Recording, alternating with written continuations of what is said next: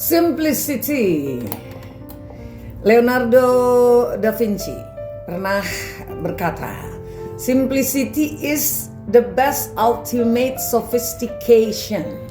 Kesederhanaan itu adalah kecanggihan tertinggi. Apakah simplicity juga bisa dan perlu diterapkan dalam hidup? Bagaimana cara kita menyederhanakan hidup? Ini ada beberapa caranya nih. Pertama, ada perbedaan antara minimal dan simple atau minimal dan sederhana ya. Ada perbedaan tuh.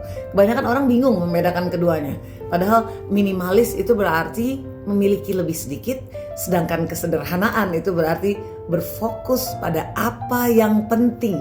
Itu bedanya. Makanya dalam simplicity, tujuan kita itu bukanlah menyingkirkan segalanya, melainkan memberi ruang pada apa-apa yang penting. Ketika kita menguasai keterampilan ini, maka kebebasan akan mengikuti.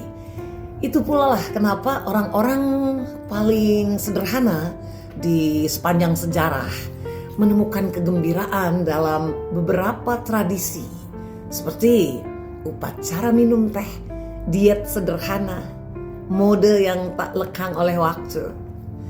Tak salah kalau kita sebut bahwa tradisi lama itu melambangkan penguasaan atas distraksi atau gangguan. Nah, ini ada 3 kiat nih. 3 kiat dari prinsip-prinsip yang tak lekang oleh waktu.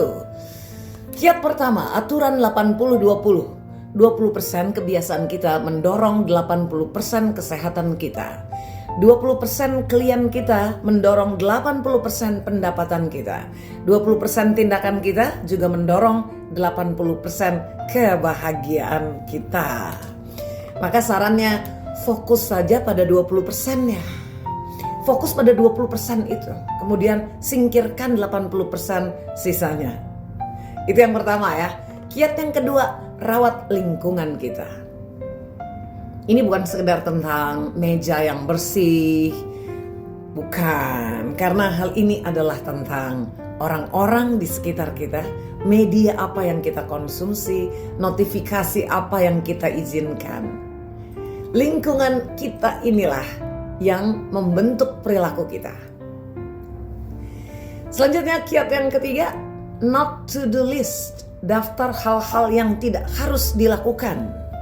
Buatlah itu daftar yang hal-hal yang tidak bisa dinegosiasikan ya. Seperti tidak boleh ada jadwal buat email sebelum tengah hari misalnya. Atau tidak ada media sosial setelah pukul 8 malam. Terus tidak ada rapat yang harus ditunda. Terkadang kebiasaan yang kita hilangkan lebih penting daripada kebiasaan yang kita tambahkan. Selanjutnya Mitra Idola, saya ingin menguraikan ada 5 sistem yang sangat sederhana yang dapat kita terapkan hari ini untuk membuat kita menjadi unstoppable, tak terhentikan. 5 sistem. 1. Tetapkan aturan.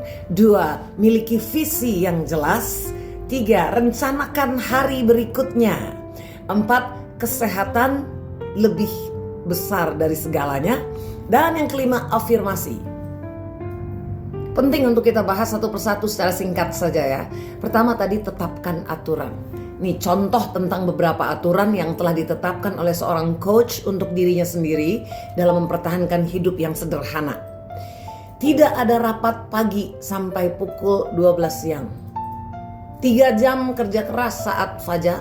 Pergerakan harian tidak dapat dinegosiasikan. Rapat inti kelompok. Rumusnya adalah aturan plus disiplin sama dengan kebebasan. Kedua, miliki visi yang jelas. Kita harus membuat tujuan 1 tahun dan 90 hari yang jelas untuk bisnis kita. Saat mendefinisikannya, pastikan tujuan tersebut memenuhi kerangka kerja SMART ya. SMART, SMART. Spesifik, terukur, dapat dicapai, realistis, terikat waktu. Ingat, tanpa visi kita akan binasa. Sistem yang keempat, ketiga, rencanakan hari berikutnya. Setiap malam, tuliskan 5 prioritas kita untuk keesokan harinya. Super Bowl itu dimenangkan di pramusim. Kemenangan esok hari selama direncanakan hari ini. Rumusnya, kejelasan sebelum tidur sama dengan momentum di pagi hari. Yang keempat, kesehatan jauh lebih penting dari segalanya. Aset terpenting kita adalah tubuh kita, ya, tubuh kita, aset terpenting. Ini ada protokol kesehatan sang life coach yang disederhanakan nih. Prokesnya gini, pagi kolagen plus H2O plus jurnal plus kopi. Sore cuka apel plus makan siang plus sinar matahari. Malam makan malam yang ringan plus tidur 8 jam. Itu dia protokol kesehatannya si life coach. Founder yang sehat akan membangun bisnis yang sehat. Jangan lupa itu.